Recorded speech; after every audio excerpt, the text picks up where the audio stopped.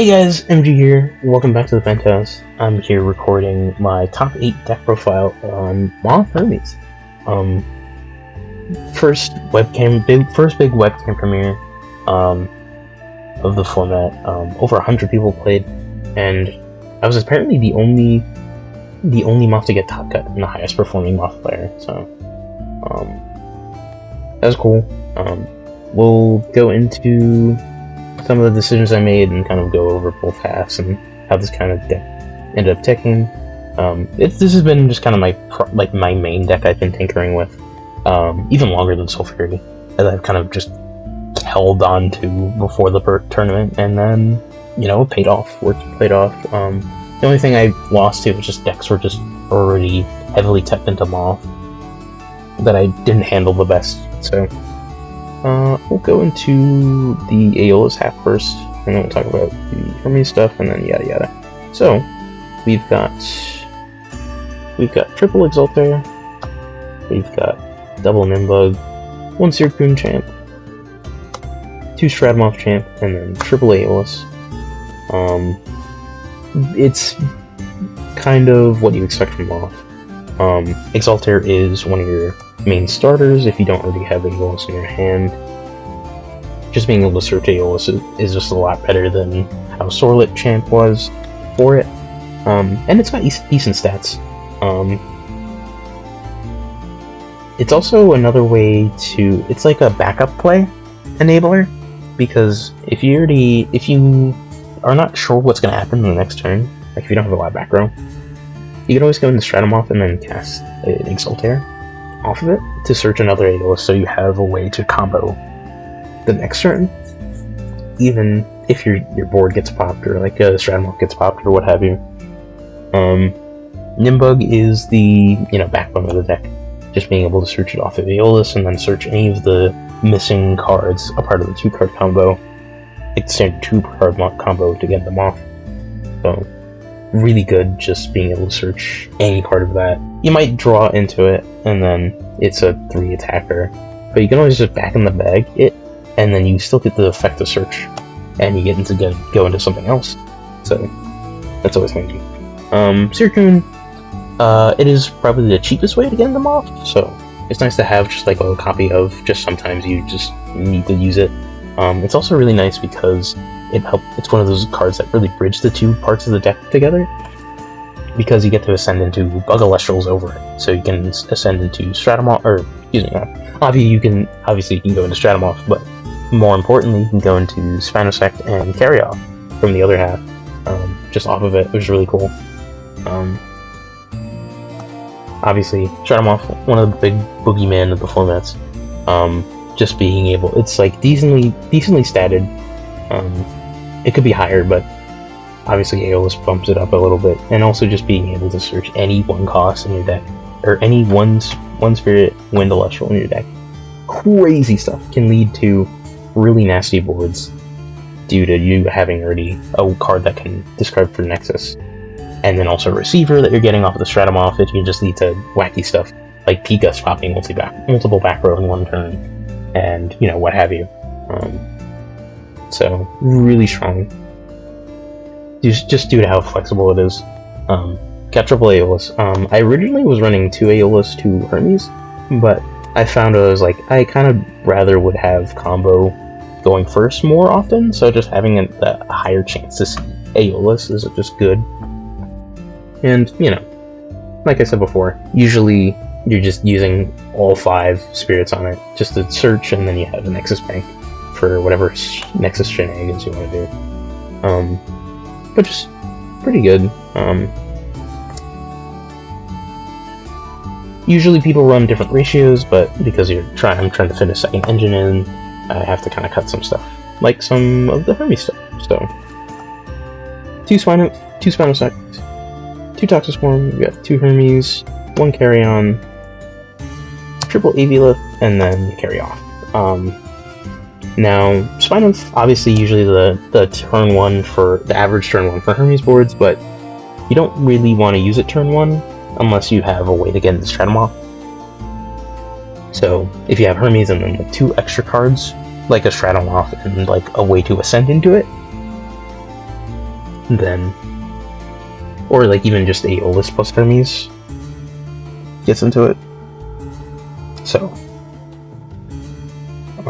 usually not your first turn play, but it's a really good second turn play as well, because the amount of ways you can nexus to it in order to get the Spinosect in the same turn is also really large. Spinosect adding a way to bounce Celestrals on your opponent's board, and just have an easier way to have, like, just another... Because the problem with Hermes, or the problem with normal Moth decks, is just they don't really have a lot of removal. They just kind of stop you from playing the game, rather than actively removing cards from your board. So that's where like the Spinosect and also Carry Off come into play, where it's like, these are in-engine ways to get rid of cards on board, so you can swing for higher damage amounts on one turn. Like I've been saying, Carry Off is a way to just send off a Hermes, and then you get to pop something without taking normal action. Just instant Earthquake. At worst, it's like stuck to your hand. It's an 8/2, not too bad. Get the shuffle back stuff. You can even shuffle back Nimbugs, or any like Aviolifts that you've used that you don't want to use for trickery yet. Just very versatile card when you cast it, but 99% of the time you're not casting it in this deck. It's just the Earthquake pop. Toxic Swarm, another bridge between the two decks, because say you have you have Stratumorph turn 1. If you have access to Hermes, you can go Nexus Effect and then search out Toxic Swarm, which Toxic Swarm on cast just searches for Trickery.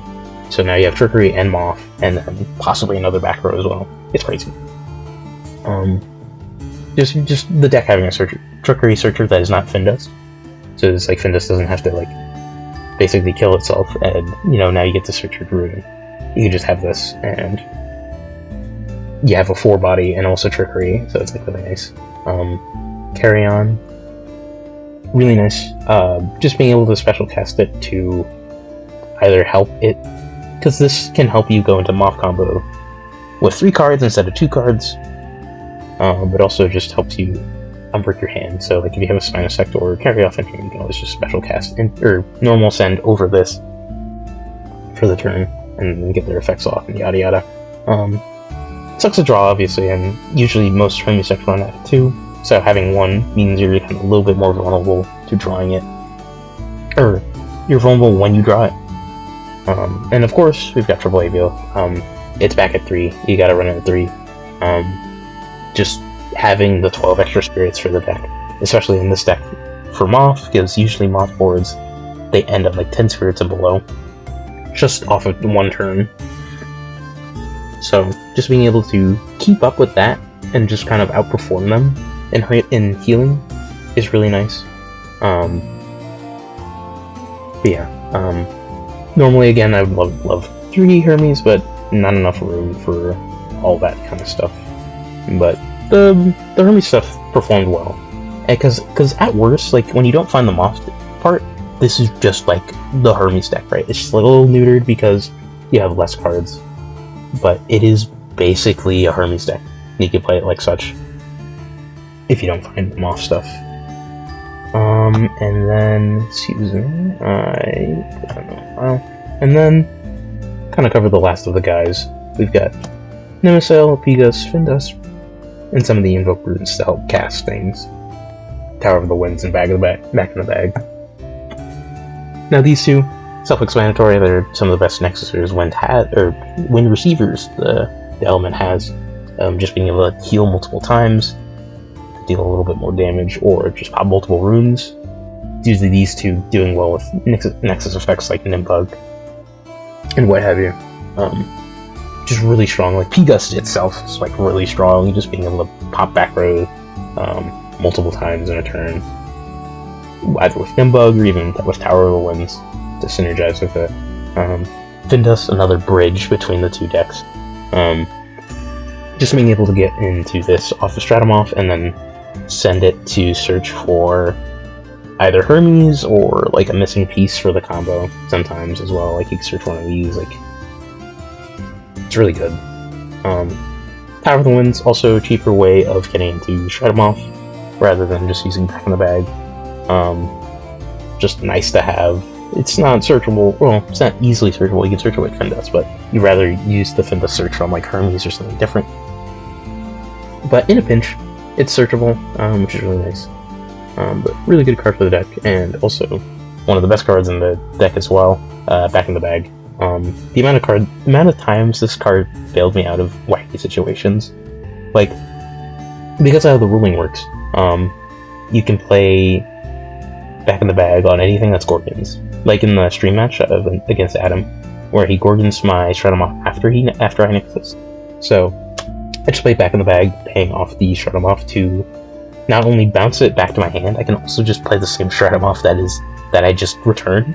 And so I just got another Stratomoth on board. It cost a lot, but like, you know, you have to do what you have to do to play the return. But this card's really, really silly. Again, just one of the ways to get into turn Moth turn 1, and also just a way to avoid interaction, or like play around interaction, basically, to just do what you want. Really silly. Probably gonna get hit later this month, but again, we'll see. And then talking about the counter-ins, we've got triple Pandora's Box, triple Gorgons, 2 Altar Stars, and then 2 Trickery. Now, these are like pretty mandatory 3-ofs in the main at the moment, because most of the top decks that performed or had high representation all rely on searching in one way or another. Like Moth searches a ton, Bear Bomb searches a ton, Foxcell, Fire Artifacts, all of them search like a lot. So, just nice to have. Gorgon's one of the best cards in the game. I don't have to explain it to you. It had 100% play rate in the last tournament, so you are a fool if you're not running this. Altar Stars is really nice because you get to. It's like a twofold thing where it's like you get to use your wind receivers more, just by nexusing on them, protecting them, and then getting their effect on your opponent's turn. But also it helps against FS's jealousy. So being able to protect the guy that they want to kill, and then just move the spirit onto something else, while also protecting yourself from damage, really nice. Very necessary in this meta. Hermes Trickery, one of the best cards in Hermes, and it is one of the craziest cards in here as well. Just being able to dodge interaction and just cause your opponents to just kind of waste stuff on something. Like a typical play that, like the dream scenario for this deck to land is like you have Trickery set up and you have Moth and then Aviolith in the Underworld. Let's say they go try to Earthquake the Stratomoth. You can pay 1 with Trickery, or pay off this Moth for Trickery, and then you can go into Aviolith Champ. And so now they have to deal with a 7, and if they deal with it, you heal spirits back. And if they don't deal with it, then you have the chance to ascend into another Stratomoth, and then you get to do it again. Yeah, I think that's mostly why I run 2. I think I saw some questions of like, why not just go down on a Trickery? Because it's like it could happen twice, right? And it's searchable, so like there is a chance you just draw 1 and you can search the other. But I could see the argument for running only 1, since you want to search it and you don't want to draw it when you don't have Hermes. So, but that's the main deck. The Spirit deck's not too complicated. It's just 1 Water, 1 Lunar, 2 Earth, and then the rest are Wind. I won't fan it out that much, but 16 Wind. The 2 Earth is fine for just the Spinus and the Spinosect. Just kind of hold on to 1 until you need it. Especially since you don't have Earthquake in this list. I could see you siding out the Lunar for like another Earth. Maybe that's a thing, and you like can include Earthquake that way. But, you know, that's whatever.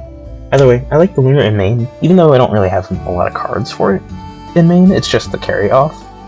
Sometimes you just want to use the carry-off effect. Like if you have to just rely on the Hermes half of the deck, and you draw that. It's just nice to have. Water is mostly for side deck cards, but sometimes playing around Tsunami is really nice. And then you need a lot of wind for Stratomoth, so 16 wind is pretty good. I could probably see you getting away with 15 wind, but it's really hard to manage. So 16's a good number. We'll talk about the side deck. We've got 2 Monsoon, 2 Tsunami, 2 Catabasis, 2 Shield of Achilles, 1 Island, 1 Resting on Your Laurels, 2 Blessing, a Cockatoodle, Exaltair, and then a Frost Spirit. I'll talk about the Frost Spirits first because this probably should not be here. This probably should be another water. Probably another water because like I'm running Double Monsoon and Tsunami. This came in once against like Blizzard, like a Blistrix Dugavist deck because I was just worried about either Mount Zeporius or Ice Age, but neither came up, so I didn't end up really using it. Outside of that, it didn't come up, so probably take that out. Monsoon, really nice for retriggering P-Gust again, and also just like suppressing things when you're not in a wind mirror or water, I guess. Even though water's a little bit less represented, so that's why I'm running Tsunami. Most people are running Tsunami in main. I kind of wish I could, but like I don't have the space for it. So having the 10 counters I have means a lot because those are the most like important ones to have. But Tsunami came in a lot over the weekend. Catabasis, one of the best cards, one of my favorite cards in the set. Just being able to deny Underworld decks, or decks that involve the Underworld in some capacity, from performing as well as I can. Like this really killer into Fire Discard. A lot of Frost decks in general, like Blistrix and like more Frost struggle against this deck card. And even like Dugavist as well. Like all these cards end up suffering because of this card. So it's good to have sometimes. Shield of Achilles, good for road decks that really depend on connecting. So like your Dionysus now, because they're running the Fulvor, Fire Artifacts, and also Lunar, both kind of don't like seeing this card, so those are also good matchups for it. Divine Blessing, this is really good for the Moth Mirror. Going first into Moth Mirror, you just have this to stop them from going from back of the bag and Tower of Winds, and you have a lot of extra spirits on board anyway to pay off the effect, so it's not really a big hassle. I know it did win me a game when I was going through my Moth Mirrors. Resting, really good going second. I cited it in every time. Just a simple and clean way to remove cards. Just being able to remove the PS before they can pop your back row before you commit anything is really nice, and just like 4 boards that only have one guy, like one really tall guy like Fossicell or what have you. Just being able to play resting and then just not having to worry about it. It's really nice. Island of Veolia, pretty standard.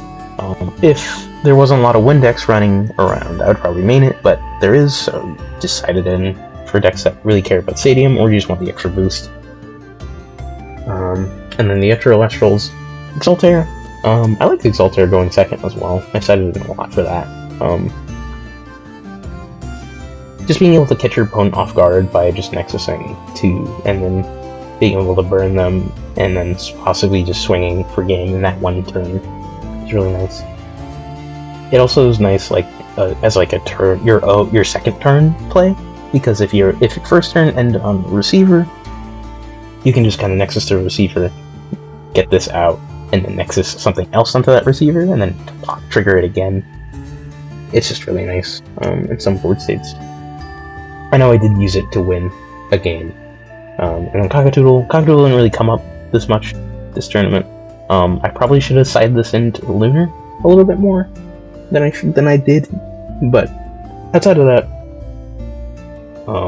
really good for like cards that rely on their effects to happen.